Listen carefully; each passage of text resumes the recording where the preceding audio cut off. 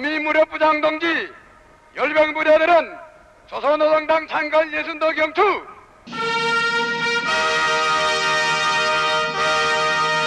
경기도 올라왔습니다.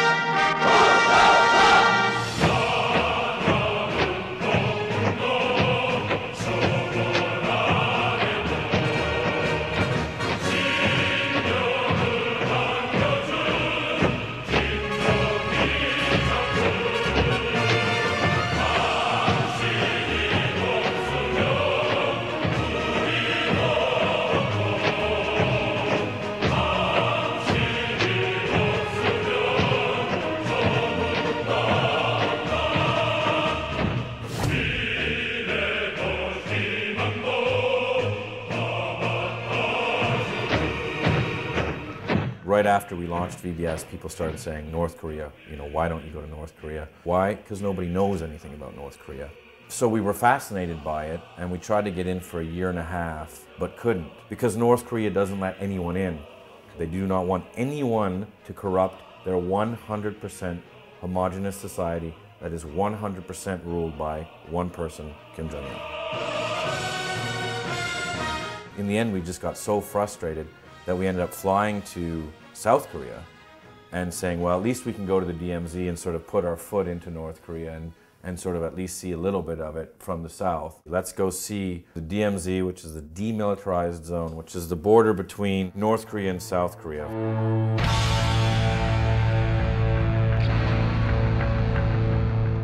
Since the Korean War ended, it's been the most militarized zone on Earth, with 2 million estimated troops on the North Korean side, about 500,000 on the South Korean side, missiles pointed at each other, artillery, tanks. There's 3 million mines on the border itself. In fact, there's so many mines that the North Koreans built invasion tunnels where they went 70 meters down, and they're like, we can be in Seoul in an hour and a half. Now, the CIA and the American Army have found a number of these, but they think that there's even more. It's been called the end of the world. And it's the closest you can get to seeing North Korea. Getting to the DMZ isn't easy. It's only an hour and a half north of Seoul, but you have to go through about 15 checkpoints. Then you have to go through a United Nations sort of indoctrination session where they're like, don't point, don't look at them, don't take any pictures, don't do anything. We're only going to be there for 2.5 minutes.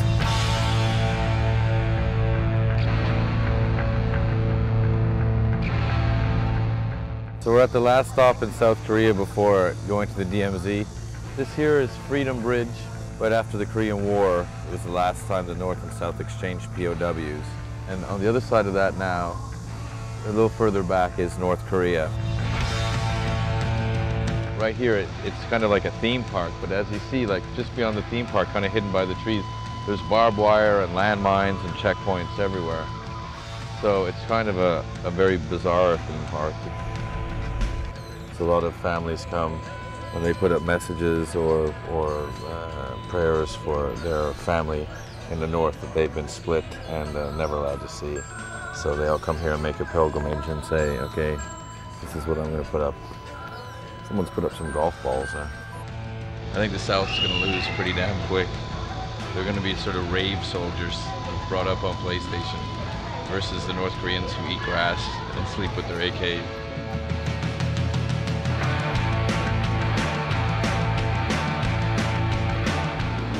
Going to Checkpoint Charlie. This is one of the most dangerous places in the world. They have 2 million troops ready to come over here. And so you get off the bus and you look across and there's North Korea. I'm like, that's North Korea. Get back on the bus. If you could start World War III. They really get you terrified. They let you into one barracks room, and the barracks room is half in North Korea, half in South Korea. And they set that up so that they could have talks. But it's the only place where you can go and actually set foot, technically, into North Korea. And this is as close as 99.9% of the people in the world will ever get to getting into North Korea. And people are like, that's North Korea. So that piece of concrete. That concrete. So the gravel is south, the concrete is demarcation line, and the sand is north. The what? Oh, right. No finger pointing. You can take a picture with the two soldiers. And we're like, dude, we have to get into North Korea. We have to get in. If the enemy dares to invade the land of Korea even an inch, the Revolutionary Armed Forces of Korea, where the whole country has been turned into an impregnable fortress and the whole people have been equipped with arms, will smite aggressors mercilessly.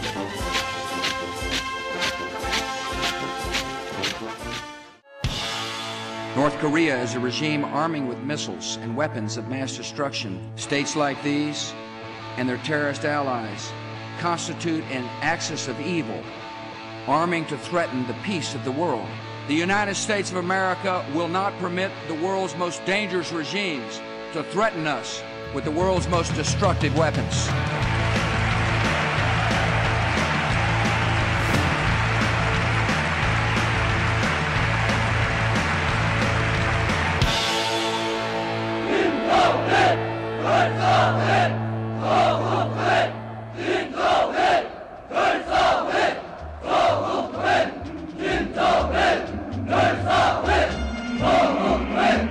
We couldn't get in.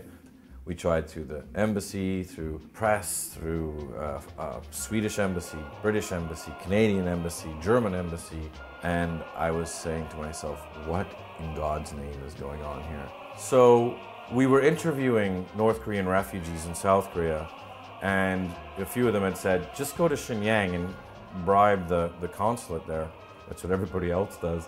So we were in South Korea and we said, why not? We're here. So we flew up to China. We had nothing to lose.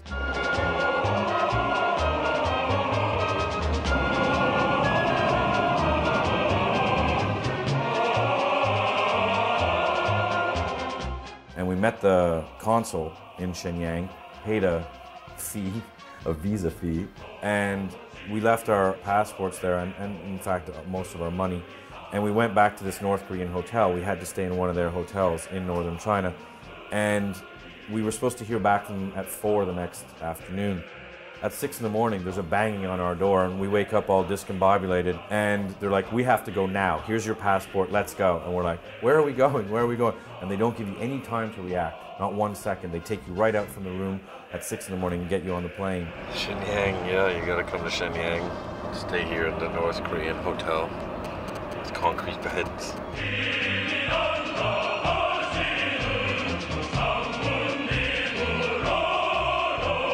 You're not allowed to bring anything into North Korea. You can't bring a cell phone, you can't bring a computer, you can't bring any printed material, any music. They don't want you to have anything that you can even leave there. In fact, they don't want you to bring any type of camera in that is too sophisticated. No telephoto lenses, nothing. You can bring basically a point and shoot and that's it.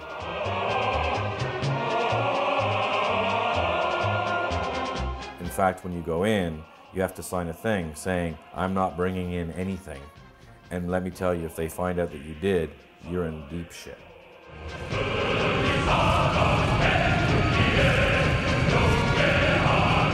And then you're flying from Shenyang to Pyongyang in North Korea and you go, holy shit, we're going to North Korea.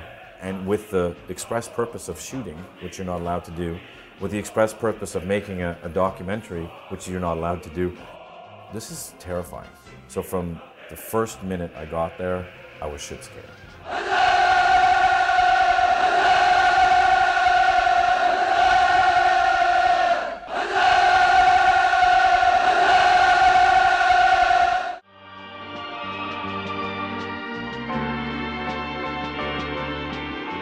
The monumental structures built in Pyongyang sing the praises of Kim Jong-il, who made unremitting efforts for their construction.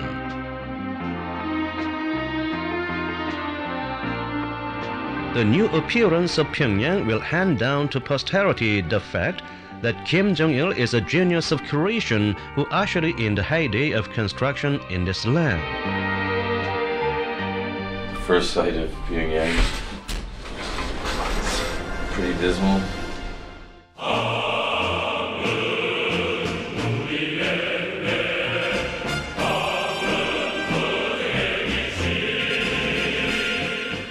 We're in a hotel that's about 47 stories tall. Nobody's in it. I think there's only one floor with any people on it.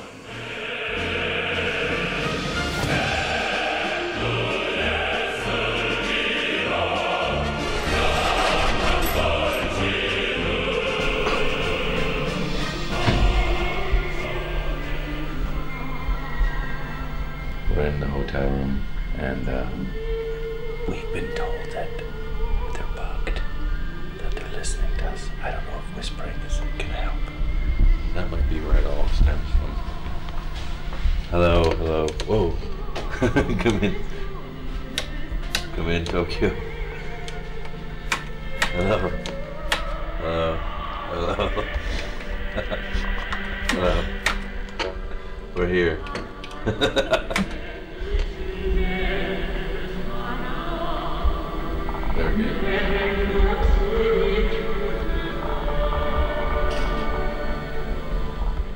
Right after we get there, we were taken for our first meal. And the first time you eat in North Korea, it's kind of a sign of the very weird things to come.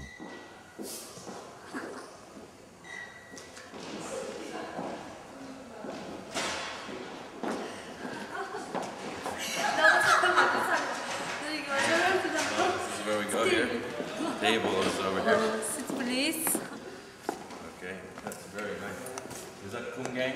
Kumgang-san. Okay.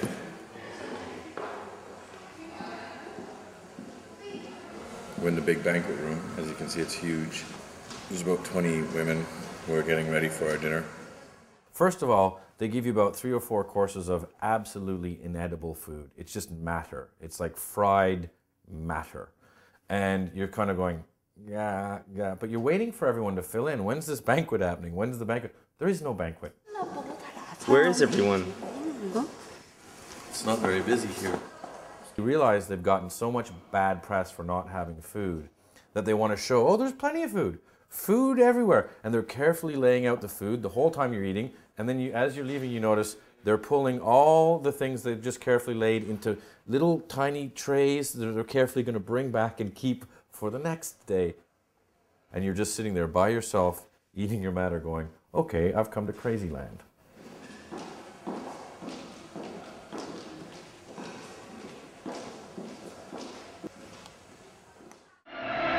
For the defense of the country and people's happiness, whenever the US imperialists resorted to high-handedness with regard to Korea, he put them to shame, displaying the wisdom and mettle of an iron-willed commander.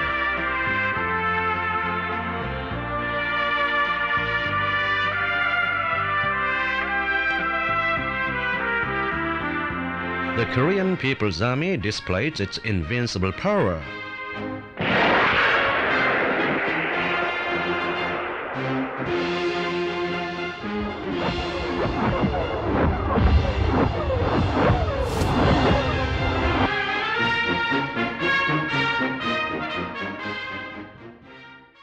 It's really gray and heavy duty outside. I'm gonna go downstairs to meet our guards in 15 minutes. It's maybe the weirdest I've ever felt in my life. The first thing you realize in North Korea is you're not a tourist.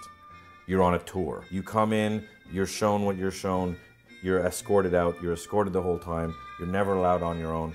You can't leave the hotel, which is on an island, until your guards come and get you. You have a guard, a guide, and secret police.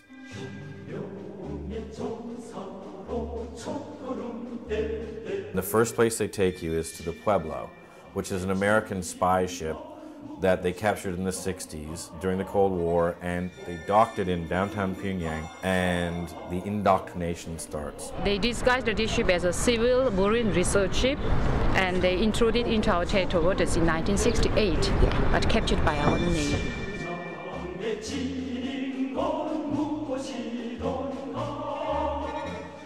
They force you to sit there and watch this sort of indoctrination video about how the American imperialists are terrible and they're shitting on the peace-loving people of North Korea, and look how terrible America is, look how terrible Japan is, and how we got their ship and it shows that they were spying on us and how evil they are. really incredibly anti-American. The U.S. imperialists have long been eyeing for a chance for preemptive strike against the Democratic People's Republic of Korea, resulting to acts of espionage on the land, in the sky, and on the sea. This is Pueblo on the spy ship of the U.S. imperialist aggression forces captured by our seamen on January the 23rd, 1968. These are the crewmen of Pueblo. There were 83, including 6 officers. But one of them was killed at the time of capture as he attempted to resist.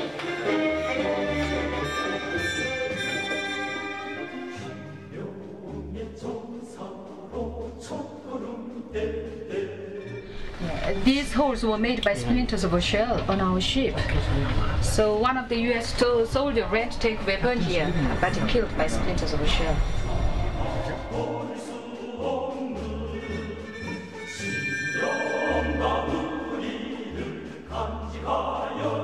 So when we captured this ship, our 7 searching team jumped on this ship.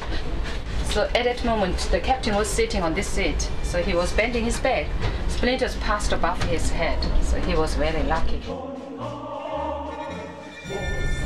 This is very freaky.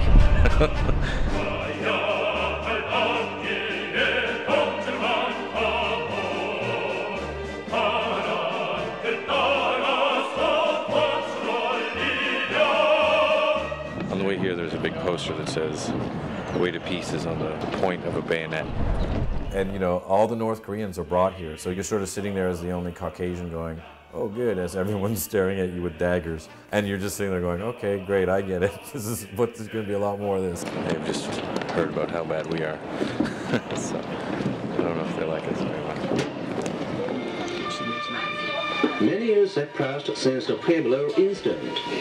But Pueblo, a witness of history and prophecy, will testify century after century the crimes of aggression committed by the U.S. imperialists against the Korean people.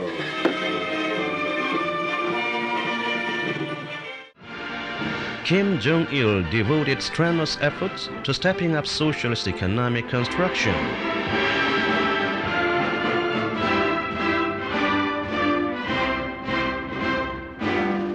He teaches the leading officials that motivating the people's ideas is the key to making innovation, and that the creative enthusiasm of the masses could constitute the untapped resources for increased production.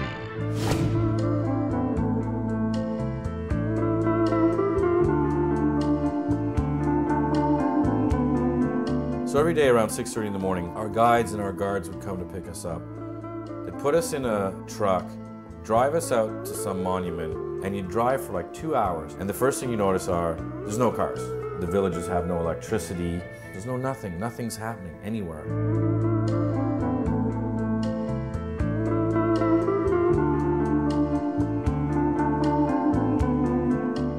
We're going down south from Pyongyang. As you can see, there's nobody on the roads at all. There's no cars on the roads. We're at a tea shop right now. And as you can see, I'm the only guy here. We're just sort of driving on lonely roads and going to lonely tea shops. And there'd be the tea girl who speaks English and has been waiting for you. And you realize she's been waiting about 6 months for anyone to show up to sell her tea. How are you? Some tea? Tea? Like a coffee? Sorry? Coffee? Coffee? No. This is tea? What is this? Tea? What's this here? Hello? Okay. And she's just so excited you're there, and you realize she hasn't seen anyone in 10 months. And this is going to be another 10 months before anyone comes. You want to dance?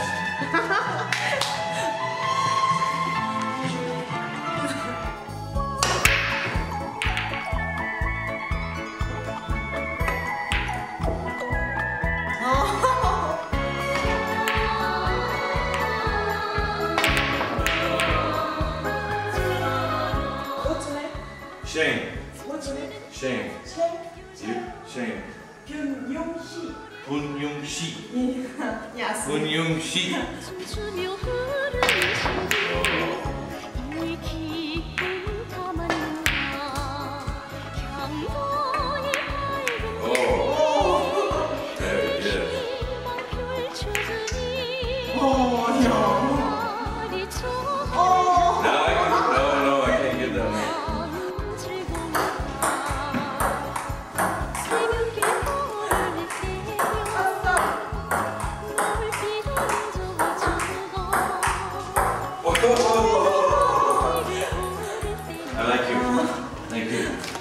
Thank you. Thank you. This is our tea room. We gotta go. We're late. We had a good time. It's so surreal. There's nothing normal that happens ever in this whole country.